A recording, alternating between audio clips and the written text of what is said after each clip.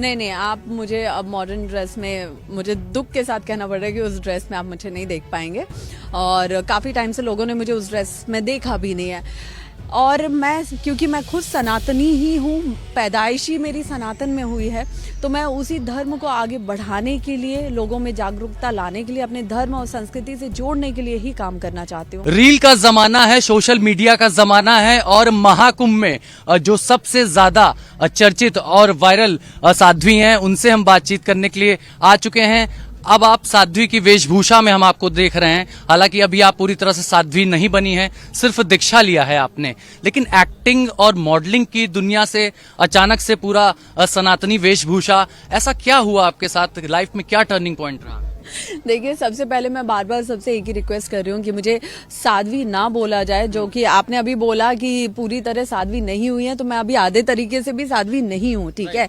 एक शिष्य की जिंदगी जीना, एक मंत्र दीक्षा लेना, गुरु दीक्षा लेना, और एक साध्वी की जिंदगी जीने में बहुत फर्क है। क्योंकि लेकिन मीडिया में और जो सोशल मीडिया है, वहां आपको साध्वी ही कहा जाने लगा है। हालांकि आपने क्लियरिफिकेशन दिया और भारत एक्सप्रेस को भी दिया। मैंने बार बार मैं ये चीजें क्लियर कर रही हूँ कि मैं साध्वी की तपस्या, साधना में आगे नहीं बढ़ी हूँ और मैंने उसका सोचा भी नहीं है।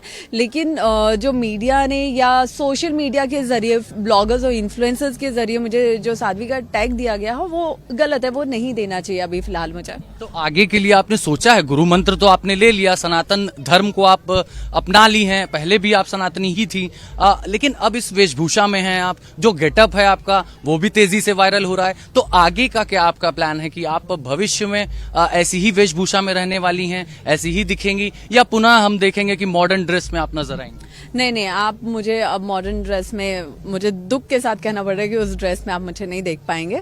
और काफ़ी टाइम से लोगों ने मुझे उस ड्रेस में देखा भी नहीं है। और मैं, क्योंकि मैं खुद सनातनी ही हूँ, पैदाइशी मेरी सनातन में हुई है, तो मैं उसी धर्म को आगे बढ़ाने के लिए, लोगों में जागरूकता लाने के लिए, अपने धर्म और संस्कृति से जोड़ने के लिए ही काम करना चाहती हूँ। हर्षा जी, दर्शक जानना चाहते हैं कि अभी आपका जो गेटअप है और पहले का जो गेटअप था, एक्टिंग मॉडलिंग में आप रही हैं, थोड़ा सा अपने विषय में बताएं। आपका जो इनिशियल लाइफ रही है, कहाँ आपका जन्म हुआ और किस परिवार से आप ताल्लुक रखती हैं? मैं बुंदेलखंड के एक ब्राह्मण फैमिली से रिश्ता रखती हूँ, जहाँ मेरा जन्म हुआ है। मेरी पेरेंट्स हैं वो भोपाल में रहते हैं और वहाँ से मेरी शुरुआत हुई। भोपाल में मेरी स्कूलिंग, कॉलेज हुई और उसके साथ ही मेरी इवेंट इंडस्ट्री में मेरा स्टार्ट हुआ। एज एन एंकर मैंने काम किया और उसके साथ मैंने देश में ही नहीं बल्कि विदेशों में भी काफ़ी काम किया है। मैंने एक्टिंग की है, सब चीज़ें।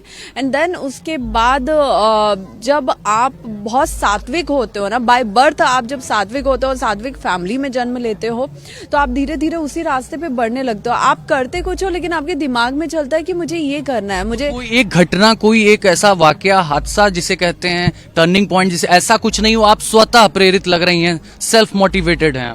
ये काफी सवाल मेरे पास आ रहे हैं कि जिंदगी में ऐसे क्या दुखद हुआ है जिसकी वजह से आप यहाँ चली आई, इस रास्ते पे आगे बढ़ रही हैं। मेरे साथ कुछ भी ऐसा दुखद नहीं हुआ है महादेव की कृपा से, लेकिन मैं इसमें खुद ही प्रेरित होके आगे बढ़ती गई। फिर मुझे महादेव मेरे लिए आगे रास्ते खोलते गए और मेरे परम पूज्य गुरुदेव का मुझे सानिध्य मिला और जिसके साथ मैं इस रास्ते पे आगे बढ़ती हूँ। क्योंकि आमतौर पर इस उम्र में हम देखते हैं कि गृहस्थ आश्रम में लोग जाते हैं, फिर वानप्रस्थ आश्रम होता है और अंत में संन्यास आश्रम की तरफ जाते हैं, लेकिन हम देख रहे हैं अभी से आप सन्यासी वेशभूषा में। तो मुझे लगता है धोती कुर्ता पहनना और माथे पे चंदन लगाना, इसमें कोई बुराई नहीं है, ये कोई भी इंसान कर सकता है। और अभी फिलहाल मैंने सन्यास के लिए, मैंने साध्वी के लिए कोई दीक्षा नहीं लिया। आगे ऐसा होगा नहीं होगा मैं इसके बारे में कुछ नहीं कह सकती, लेकिन मैं यहाँ पे महाकुंभ मेला में आई हूँ सिर्फ और सिर्फ सनातन धर्म को और ज्यादा गहराई से जानने के लिए, अपने गुरुदेव के सानिध्य में, और लोगों को उसके प्रति जागरूक करने। कितने साल पहले आपने ये गेटअप लिया है और कब से आपने एक्टिंग को? देखिए, अभी तक ऐसा हो रहा था, मुझे एक्टिंग को छोड़े हुए कुछ टाइम हो गया है, लेकिन अभी तक ये हो रहा था कि मैं जब मंदिर जा रही थी या मैं साधना में रह रही थी या मैं गुरुदेव से मिलने जा रही थी, उस टाइम ही मैं इस गेटअप में रह रही थी। लेकिन अब मैं इसमें बहुत ज्यादा कंफर्टेबल हूँ, मुझे अच्छा लग रहा है।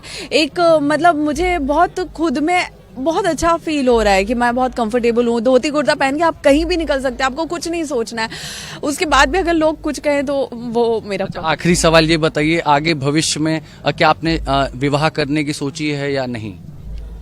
नो कमेंट्स, इस बारे में अभी मैंने कुछ भी नहीं सोचा। I am so sorry. नहीं। तो साफ तौर पर जिनकी चर्चा प्रयागराज महाकुंभ में सबसे ज्यादा हो रही थी, उनका साफ तौर पर हर्षा का कहना है कि ये कोई साध्वी नहीं है, बल्कि अभी इन्होंने सिर्फ गुरु दीक्षा ली है और कैलाशानंद गिरी महाराज की शरण में यहाँ प्रयागराज में आई है और उनका सानिध्य बना रहे, उनका आशीर्वाद निरंतर यूं ही बना रहे, इसके लिए ये महाकुंभ में शिरकत करने पहुंची। हालांकि अपने गेटअप और अपने लुक की वजह से ये चर्चा में बनी हुई हैं। वीडियो जर्नलिस्ट कमलेश भाटी के साथ अभिषेक पांडे, भारत एक्सप्रेस, प्रयागराज।